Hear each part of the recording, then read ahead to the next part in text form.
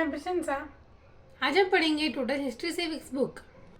आज हम पढ़ेंगे chapter number 1 first war of independence 1857 का सोशियो रिलीजियस कॉज। इस कॉजेज में हम स्टडी करेंगे कि ब्रिटिश जब आए थे, जब कुछ लोग इंडियंस बहुत ऑर्थोडॉक्स थे, मतलब बहुत पुराने विचारों वाले थे, वो वही सोचते रहते थे कि ब्रिटिशर्स आए हमारे रिलीजियस को ठेस पहुंचाने, तो उनका क्या असर पड़ा वो हम आज स्टडी करने वाले हैं।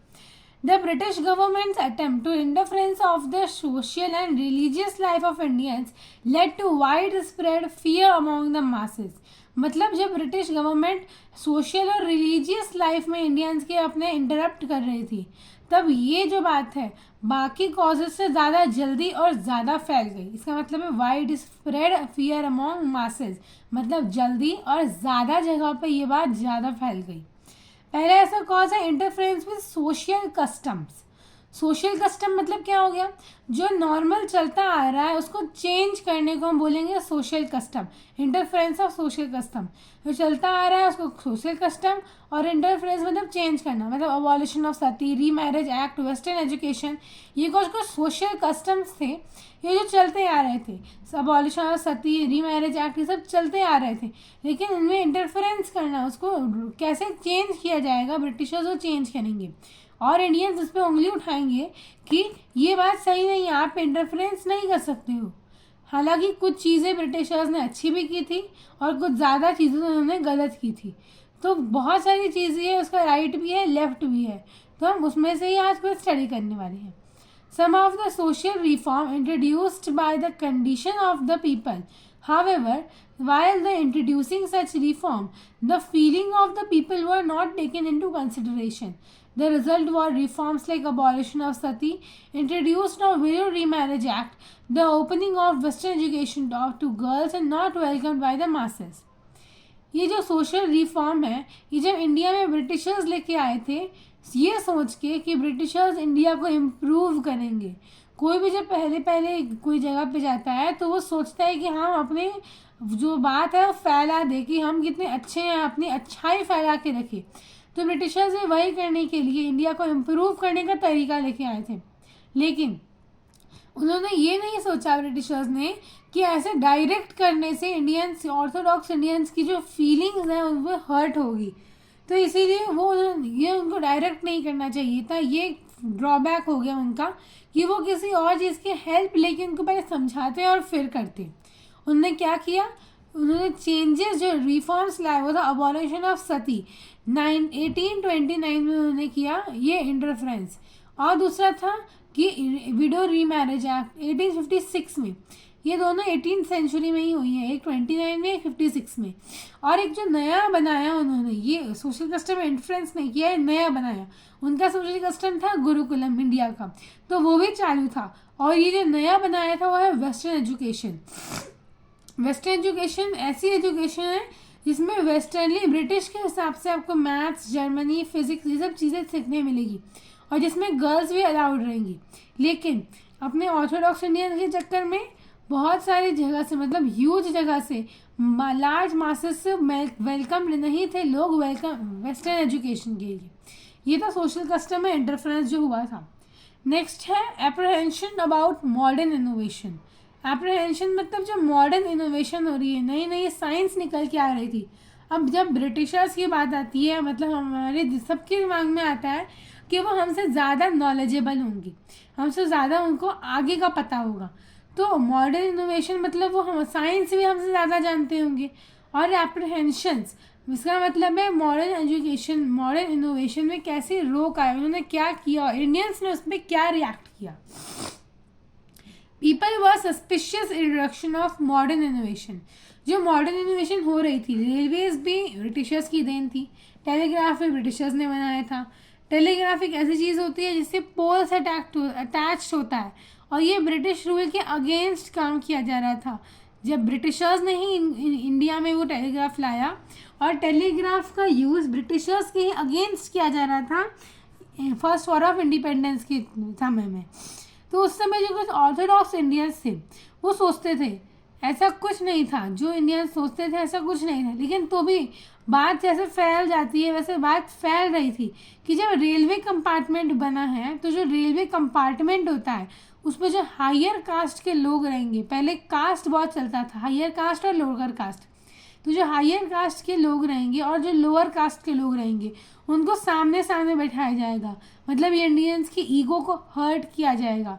ये उनको बिल्कुल अच्छा नहीं लग रहा था और बिलीव था, ब्रिटिश को ऐसा बिलीव था कि ऐसा करने से उनका कास्ट रिलीजन ये सब डेफी हो जाएगा, मतलब ये सब खत्म हो जाएगा, ना कास्ट बचेगा उनमें ना रिलीजन बचेगा, कुछ नहीं बच जाएगा, वो सिर्फ एक इंसान बच जाएंगे। ये मॉडर्न इनोवेशन में जो हवा फैल रही थी कि ऐसे ऐसे चीज़ें, ये सब बिल्कुल था नहीं, लेकिन लोग ऐसा सोच रहे थे अप्रीहेंशन के लिए मॉडर्न इनोवेशन की किसी भी तरह इसको बंद करना है। Policy of racial discrimination. Racial discrimination मतलब क्या होता है, जो सोल्जर्स जाते थे, सबसे ज़्यादा सोल्जर्स कहाँ से जाते थे इंडिया से, मेरठ से सबसे ज़्यादा सोल्जर्स जाते थे ब्रिटिशर्स के पास, तो जो सोल्जर्स के साथ इल ट्रीटमेंट की जाती थी उसको रेशियल डिस्क्रिमिनेशन बोलते हैं। और जो सबसे बड़ा इल ट्रीटमेंट की जा रही है वो एनफील्ड राइफल की थी। एनफील्ड राइफल जहाँ पे मुंह से बिट करके फिर लोड करना था गन में, तो इल ट्रीटमेंट की जा रही थी और इंसल्ट किया जाता था इंडियंस को। The British officers were rude and arrogant toward Indian. They believed that they were superior to Indian and followed a policy of contempt towards Indian. They dubbed the Mughal as cruel and unfaithful. Some European officers ill-treated and insulted Indian. Britishers से पहले कौन आए थे, Europeans आए थे, तो उनको Indians के बारे में ब्रिटिशर्स से भी ज़्यादा पता था, इसलिए उनको कैसे रखना है, जैसे अगर कोई इनको इंसल्ट करे तो और इंसल्टेड कैसे फील कराना है, ये यूरोपियंस ब्रिटिशर्स से भी ज़्यादा अच्छे से जानते थे। और ब्रिटिशर्स का जब नाम आता है वो रूड और एरोगेंसी झलकती रहती है, वो हमेशा ब्रिटिश इंडियंस की तरफ रूड थे, एरोगेंट थे, हमेशा शो करते थे कि हाँ हम इंडियंस से ज़्यादा अच्छे हैं, और कभी भी इंडियंस की तरफ कंटेम्प्ट नहीं, मतलब सेटिस्फाइड नहीं रहे हैं। मुगल रूलर्स के साथ उनका कभी नहीं बनता था, और यही काम यूरोपियन ऑफिसर्स भी करते थे, हमेशा इंडियन को इंसल्ट और इल ट्रीट करते रहते थे। ये सब जो एक्ट हो रहा था डिस्क्रिमिनेशन का, ये ब्रिटिशर्स इंडियन डिस्क्रिमिनेशन का एक्ट कर रहे थे, ये इंडिया में बहुत लार्ज मास पे फैलता जा रहा था, मतलब क्योंकि जितने भी सोल्जर्स थे 1:2, इसमें जो सोल्जर्स रहेंगे वो इंडिया के रहेंगे। अगर 5 सोल्जर्स है तो 5 में से 2 सोल्जर इंडिया के रहेंगे, 3 ब्रिटिशर्स के रहेंगे, ये रेशियो चलता रहता था। तो इसमें इंडियन सोल्जर्स ज़्यादा थे, इसलिए अगर ब्रिटिशर्स कुछ बोले भी तो कोई उनको पलट के कुछ बोल नहीं सकता, ये ब्रिटिशर्स को पूरा कॉन्फिडेंस था। नेक्स्ट है corruption in administration. The police and PT officers were corrupt. The rich got away with crime, but the common man was looted, oppressed and tortured. Police, यहाँ पे पुलिस का नाम बताया तो इंडियन पुलिस वहाँ पे कभी पार्ट नहीं लेती थी, क्योंकि जो भी हायर पोस्ट थी वहाँ पे इंडियंस को बैठने नहीं दिया जा रहा था। जो भी लोअर पोस्ट थी, मतलब एक लिमिट के बाद इंडियंस का पोस्ट आगे नहीं बढ़ेगा, ये बताया जा रहा था। तो पुलिस तो एक हायर पोस्ट आ जाती है, ऑफिशियली आ जाती है, और ये ऑफिशियल पोस्ट पे ब्रिटिश बैठते थे, और जहाँ ब्रिटिशर्स आ रहे थे वहाँ पे थोड़ा बहुत करप्शन तो रहेगा ही, तो वो करप्शन थोड़ा बहुत से आगे एडमिनिस्ट्रेशन तक पहुँच गया। एडमिनिस्ट्रेशन में पहुँचते पहुँचते जो रिच थे वो उड़ गए, मतलब वहाँ से चले गए क्राइम करके।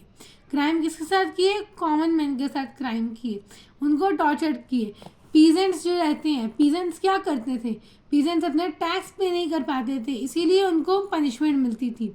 ये क्यों नहीं टैक्स पे कर पाते थे, बहुत सारे रीजंस थे, उसमें से एक रीज़न था ब्रिटिश का करप्शन जो एडमिनिस्ट्रेशन में हो रहा था।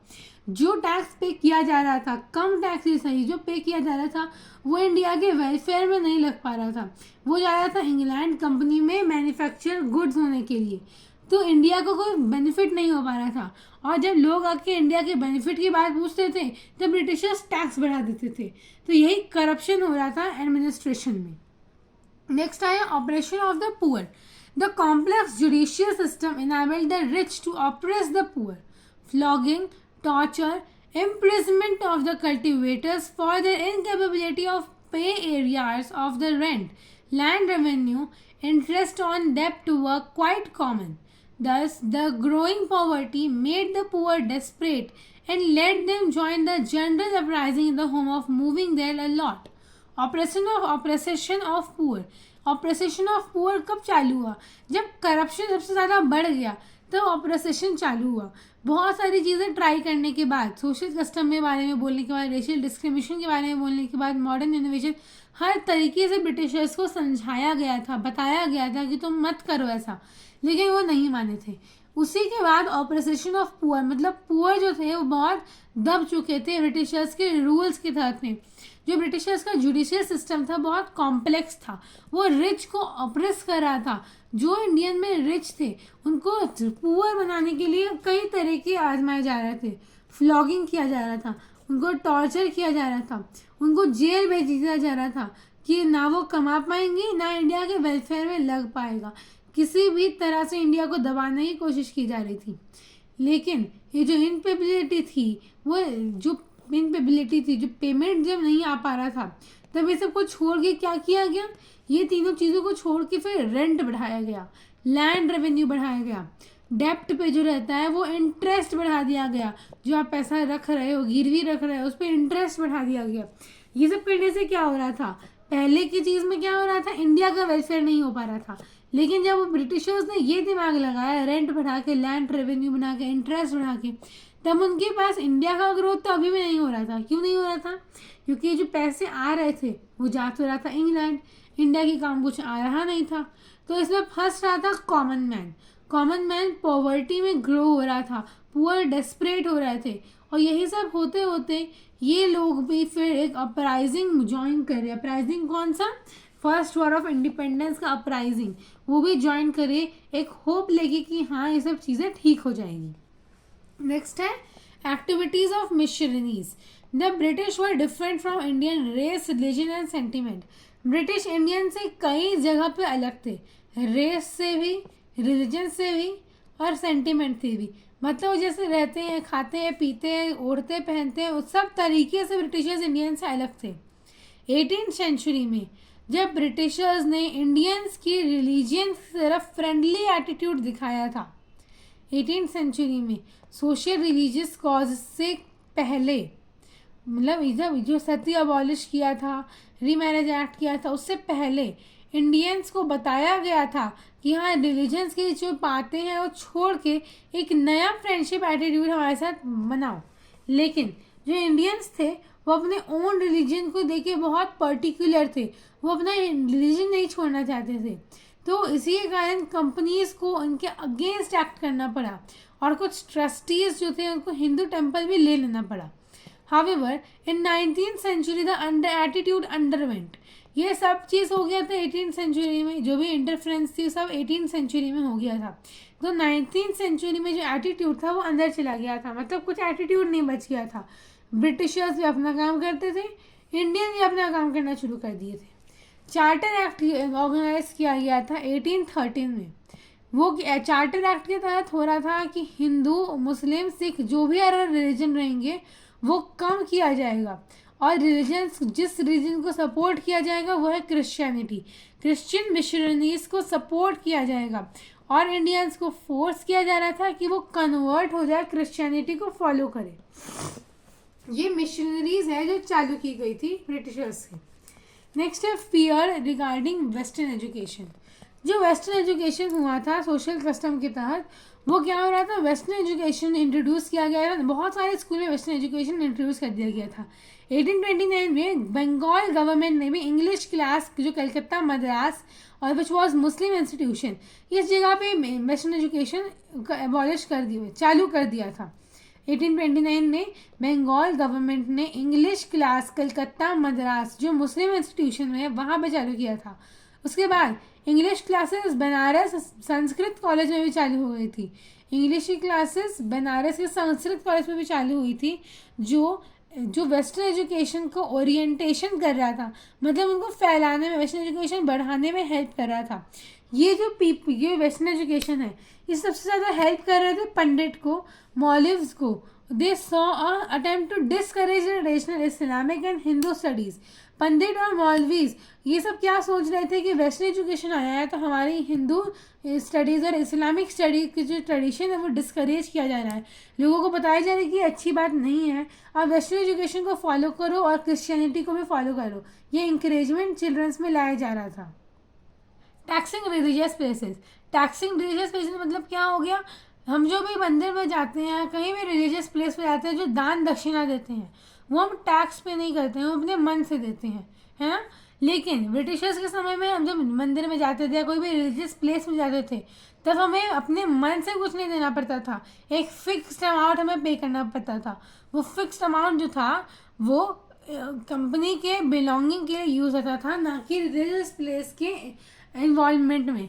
जो उनकी जो लैंड थी, ब्रिटिशर्स की लैंड थी, उनकी फैमिलीज थी, वो टैक्स और रिलीजियस प्लेस के टैक्स पे डिपेंडेंट थी, क्योंकि जो सोशल रिलीजियस कस्टम्स थे उसमें जो इंडियंस बहुत ही ऑर्थोडॉक्स रहते थे वो रिलीजियस प्लेस को अक्सर विजिट करते रहते थे और उनको रेगुलरली टैक्स पे करना पड़ता था। फिर law of property, law of property है रिलीजियस डिसेबिलिटीज एक्ट, ये एक एक्ट अनाउंस किया गया था 1815 में।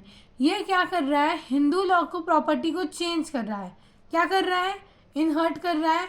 और जो क्रिश्चियनिटी को फॉलो करेगा उसको प्रॉपर्टी ज़्यादा मिलेगी, जो क्रिश्चियनिटी को फॉलो करेगा उसको अपने फादर की प्रॉपर्टी मिलेगी, जो क्रिश्चियनिटी को इनहर्ट कर लेगा उसको जो हिंदू की प्रॉपर्टी है इंसेंटिव में मिलेगा, उसको प्रॉपर्टी के साथ सब कुछ मिलेगा जो क्रिश्चियनिटी को फॉलो कर लेगा। ये एक्ट में लॉ किया गया था प्रॉपर्टी का रिलीजियस डिसेबिलिटीज़, मतलब रिलीजियस की जो एबिलिटीज़ है वो ख़त्म करना। नेक्स्ट है इकोनॉमिक कॉजेज़, इकोनॉमिक कॉजेज़ में है जो मैं अपने वीडियो के नेक्स्ट पार्ट में पढ़ाऊँगी जो मेरे चैनल पे अपलोडेड है। आई होप मैं आपकी पढ़ाई को समझ में आ गया है। पूछना मेरे वीडियो शेयर करना है। Thank you, bye.